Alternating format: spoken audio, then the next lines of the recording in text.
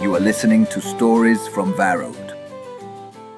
In this episode, behind the scenes of this podcast, Part 5.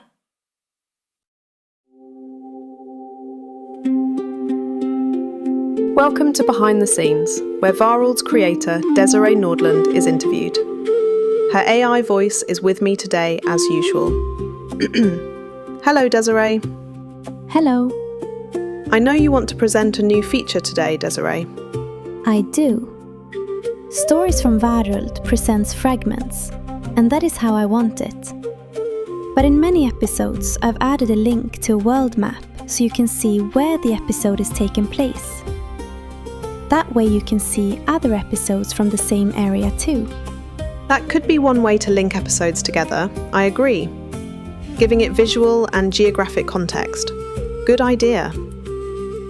There are a microphone icon for the podcast episodes, but what are the clef icons on the map?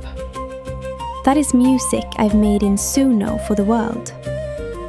There are a few anthems, hymns from the temples, songs from the taverns, and so on. You really try to give us a lot of flavours. Thank you.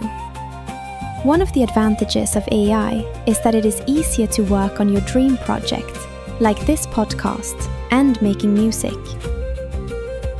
A disadvantage is that not everyone's projects are that good. I hope my work is not in that category. But it is very rewarding for me, no matter what. You work a lot with AI, not just this podcast. I do. My background is in system developing, and I find AI a fascinating tool.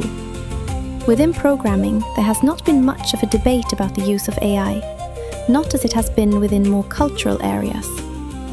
For me, I found it a great tool for language, for instance. English is not my native language, and I worked hard for many years to write high-quality English. It feels better to spend that time on create things. That is what I love doing.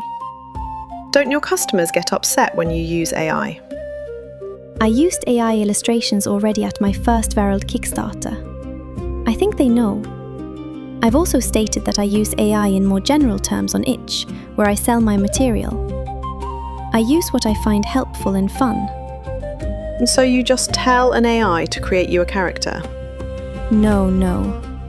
You don't get good, high-quality characters with depth that way. You need to know what you want and take it step by step with an AI.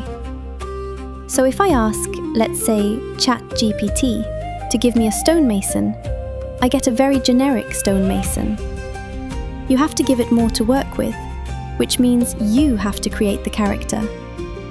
Then you can get help from AI with skills you don't have, like a likely background for a stonemason, likely damages to his body by the work, and so on.